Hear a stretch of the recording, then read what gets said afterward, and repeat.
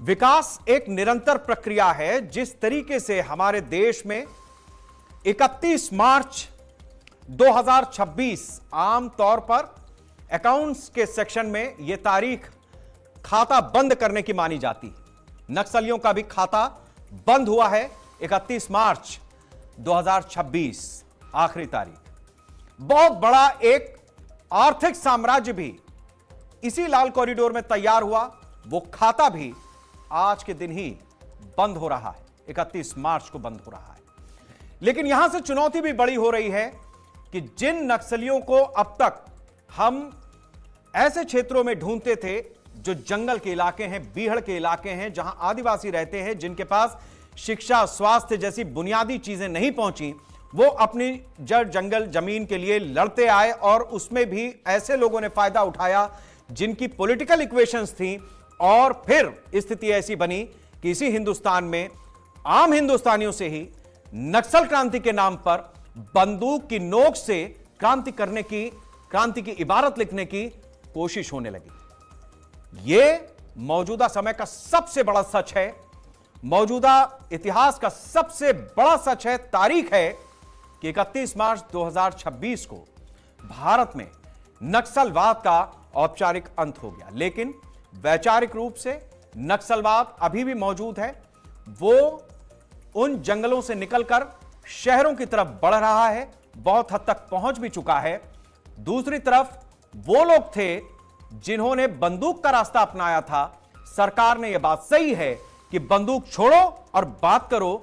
इस पॉलिसी के तहत, इस नीति के तहत उनको मुख्य धारा में लाने की कोशिश की है। बंदूक का जवाब, गोली का जवाब गोली से दिया गया है, क्योंकि उसके अलावा कोई रास्ता नहीं था। 1967 से तमाम प्रक्रियाएं चल रही थी, लेकिन वो कामयाब नहीं हुई। भारत के भीतर भारत के ही लोगों को विरोध में उतार करके एक अलग तरीके का इतिहास लिखने का जो प्रयास हुआ, वो पन्ना आज जड़ से समाप्त हुआ है। यह वास्तव में आम हिंदुस्तानी के लिए भी जश्न का दिन है, बहुत बड़ा मौका है। इतिहास की सबसे बड़ी तारीखों में से एक तारीख है 31 मार्च 2026 की। याद रखिएगा कि जिस नक्सल आंदोलन का अंत हुआ है, जिस नक्सलवाद का अंत हुआ है जंगलों से, वो शहर में आकर के अपनी जड़ें न जमाने पाए। यकीन मानिए कि माओ की विचारधारा हमारे देश की विचारधारा है नहीं।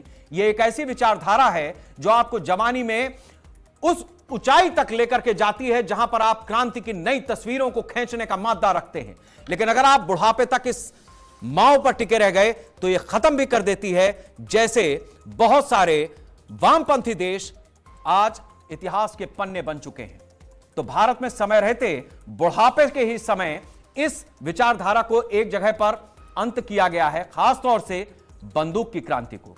जरूरत है कि इस विचारधारा के जो लोग अभी भी आगे बढ़ाने पर तुले हुए हैं उन्हें भी समझा जाए, और देश में देश की जो विचारधारा है जो भारत को आगे ले जा सकती है, उस विचारधारा के साथ 150 करोड़ लोगों में आखिरी आदमी तक विकास की रोशनी पहुंचे। कोई भी सरकार हो, आगे जिम्मेदारी उसी की बनेगी।